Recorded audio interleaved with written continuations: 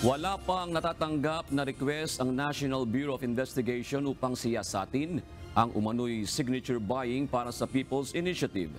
Kasunod ito ng sinasabi ni Senate Minority Leader Aquilino Coco Pimentel na dapat imbestigahan ng NBI ang aligasyong may kapalit na ₱100 ang sinumang pipirma sa petisyon.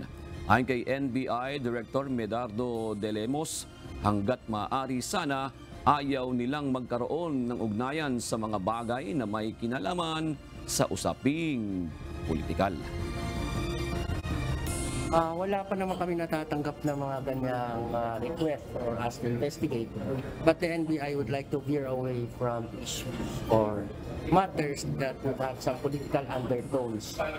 We limit ourselves to criminal activities. Pag mga ganun naman, not unless we receive a directive from higher authorities. Ayaw ng agency na makukulayan ng politika.